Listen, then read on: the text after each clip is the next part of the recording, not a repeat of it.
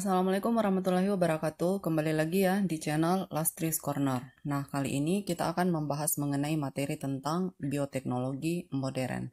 Jadi di sini kalian bisa membandingkan nanti ya bagaimana aplikasi pengerjaan bioteknologi modern dibandingkan dengan bioteknologi konvensional.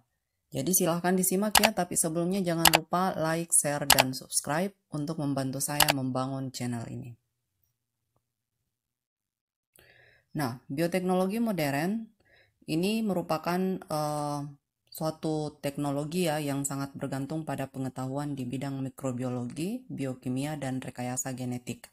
Jadi untuk melakukan atau mengerjakan bioteknologi modern, kita tidak hanya harus menguasai bidang biologi saja ya, tetapi terutama di sini harus menguasai mikrobiologi, biokimia, dan rekayasa genetika. Jadi masuk juga ilmu genetika. Nah, bioteknologi modern ini berbeda dengan bioteknologi konvensional yang pernah kita bahas sebelumnya dalam hal pengerjaannya. Ya, jadi ini perbedaan yang sangat mendasar itu dari proses pengerjaannya di laboratorium. Jadi kalau bioteknologi modern ini biasanya dilakukan di laboratorium, berbeda dengan bioteknologi konvensional itu bisa saja dilakukan dalam skala rumahan. Nah, bioteknologi modern di sini proses pengerjaannya itu agak rumit.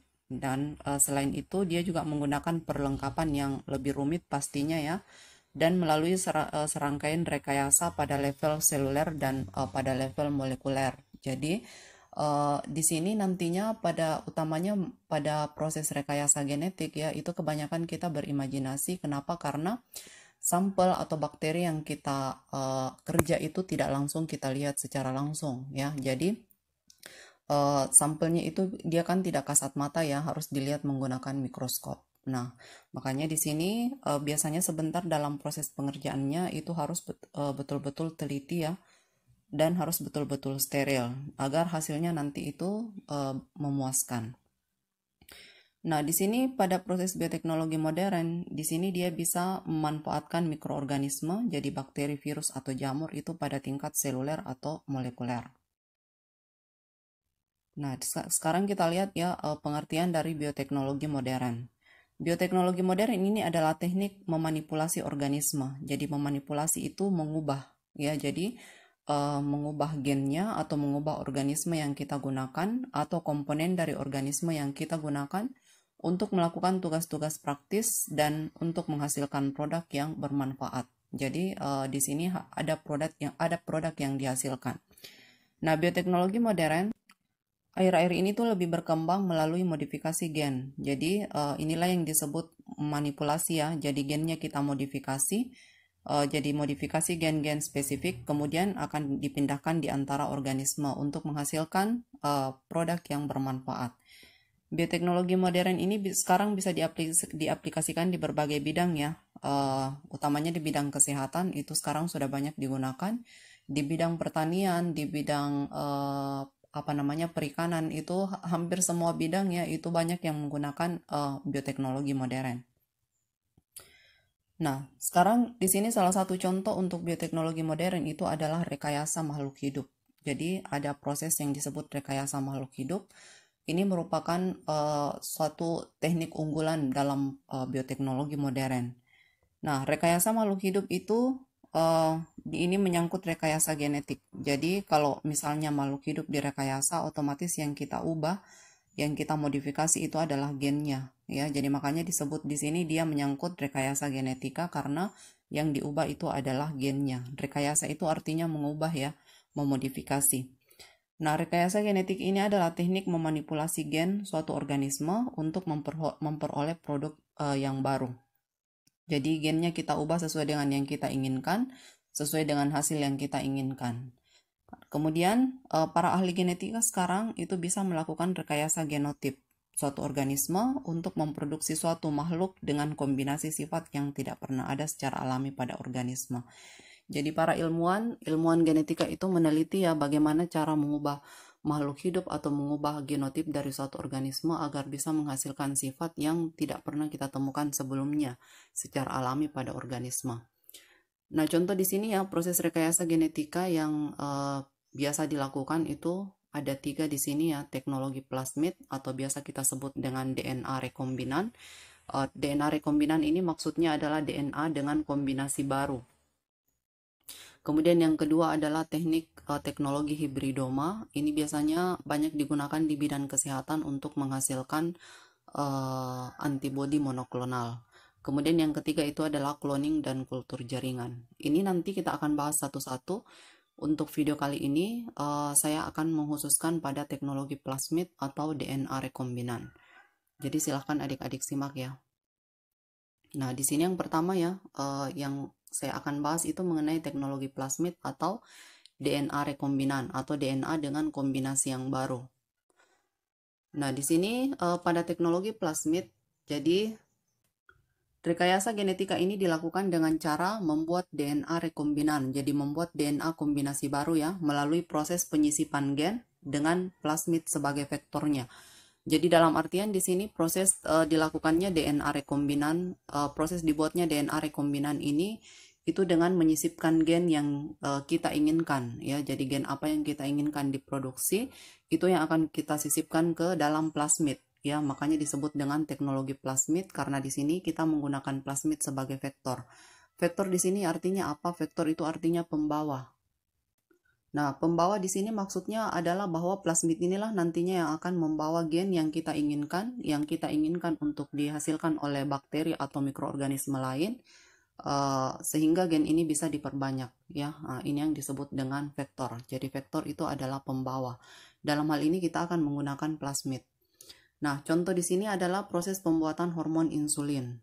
Nah, hormon insulin ini mungkin adik-adik sudah pernah dengar sebelumnya ya, hormon insulin ini merupakan hormon yang diproduksi oleh pankreas ya. Jadi pankreas kita itu mempunyai kelenjar atau pulau-pulau Langerhans, disitulah dihasilkan hormon insulin. Hormon insulin ini berfungsi untuk menurunkan kadar gula dalam darah dengan cara mengubah glukosa menjadi glikogen. Jadi apa fungsi hormon insulin ini dalam bidang kesehatan? Insulin ini berfungsi untuk menurunkan kadar gula dalam darah. Ini utamanya bagi penderita diabetes. Jadi makanya sekarang ini lagi booming ya, rata-rata penderita diabetes itu biasanya melakukan suntik hormon insulin.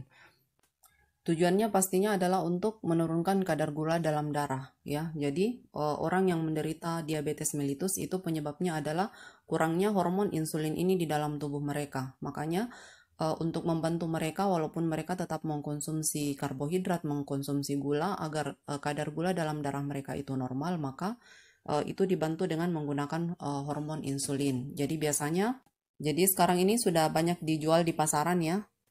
Hormon insulin yang diproduksi, ini biasanya pasien bisa menyuntikkan sendiri hormon insulin ini apabila kadar gulanya naik. Jadi kadar gula normal itu ya, sekedar pemberitahuan kembali mengingatkan bahwa kadar gula normal itu adalah 100 ya. Jadi 100 itu adalah kadar gula puasa. Jadi kalau kita puasa semalaman kemudian paginya mengecek kadar gula dalam darah, maka itu yang normal adalah 100. Apabila lebih dari 100, misalnya 200 atau 180-an, itu sudah terindikasi ke diabetes mellitus. Jadi, betul-betul harus hati-hati ya bagi penderita diabetes. Nah, sekarang kita lihat ya, bagaimana proses pembentukan atau pembuatan hormon insulin. Nah, di sini pada pembuatan hormon insulin ini dilakukan penyisipan gen asing. Jadi gen asing yang dimaksud di sini adalah gen penghasil insulin yang kita ambil dari tubuh manusia normal. Nah, kemudian di sini gen asing atau gen penghasil insulin dari tubuh manusia normal ini itu nantinya akan kita sisipkan ya. Jadi akan kita sisipkan ke dalam tubuh bakteri. Ya, makanya di sini dikatakan penyisipan gen asing. Nah, untuk melakukan penyisipan gen asing ini itu diperlukan vektor atau pembawa di mana vektor inilah yang akan membawa gen penghasil insulin ini masuk ke dalam tubuh bakteri. Jadi plasmid dalam hal ini yang akan kita gunakan itu adalah plasmid. Nah, plasmid ini adalah DNA ekstra kromosom. Jadi DNA yang berada di luar kromosom bakteri, biasanya dia berbentuk sirkuler ya, berbentuk lingkaran ini. Ini yang disebut dengan plasmid. Nah, ini adalah gambar bakteri, yang ini adalah kromosomnya, kemudian yang sirkuler yang berbundar ini adalah plasmid.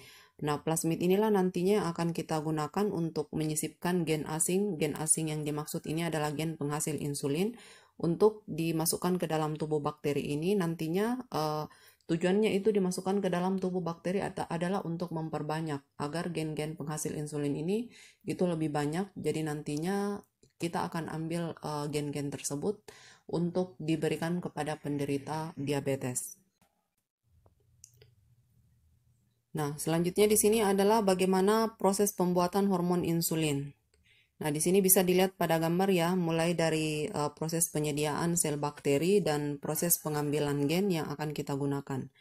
Yang akan kita gunakan sebagai gen asing ya, dalam hal ini istilahnya gen asing. Jadi di sini langkah pertama adalah mengidentifikasi gen yang diinginkan. Jadi di sini ini merupakan sel manusia ya. Ini adalah sel manusia, adalah sel penghasil gen yang mengandung insulin. Jadi di sini gen penghasil insulin di sini yang kita inginkan ini akan dipotong sesuai yang kita inginkan. Proses pemotongan gen ini karena ini tidak bisa kita lihat secara langsung ya dengan mata telanjang. Jadi di sini prosesnya itu kita akan dengan bantuan enzim restriksi. Enzim restriksi ini merupakan enzim yang berfungsi untuk memotong ya. Jadi memotong gen yang kita inginkan.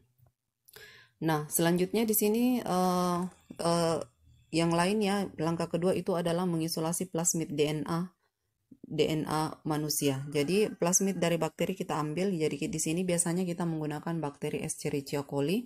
Ini adalah plasmidnya di dalam yang berwarna hijau. Inilah yang akan kita keluarkan. Jadi kita keluarkan seperti ini ya. Nah, inilah yang keluar. Kemudian selanjutnya plasmid ini kita potong sesuai dengan gen tadi yang kita sudah potong. Ini dipotong juga dengan menggunakan enzim restriksi. Jadi di sini sudah ada keterangannya ya, bagian yang dipotong oleh enzim restriksi. Nah, selanjutnya bagian yang sudah terpotong ini selanjutnya kita sisipkan di sini masuk gen yang kita inginkan, yaitu gen penghasil insulin. Ini kita sisipkan ke bagian yang sudah dipotong ini. Ya. Nah, selanjutnya setelah disisipkan di sini ada ini ya yang berwarna pink ini ya. Nah, ini adalah gen penghasil insulin, itu kita sisipkan masuk ke dalam plasmid ini. Akhirnya bentuknya seperti ini. Ya. Nah, jadi ingat ya, dalam proses pengguntingan atau pemotongan enzim ataupun gen itu dilakukan dengan menggunakan enzim restriksi. Nah, pada saat proses penyisipan atau menyambung plasmid bakteri dengan gen penghasil insulin ini, itu akan menggunakan enzim juga yang disebut dengan enzim ligasa. Enzim ligasa ini merupakan lem biologi istilahnya ya, lem biologi. Jadi enzim ini akan berfungsi untuk menyatukan plasmid dengan gen penghasil insulin yang kita sisipkan ke dalam plasmid bakteri tadi.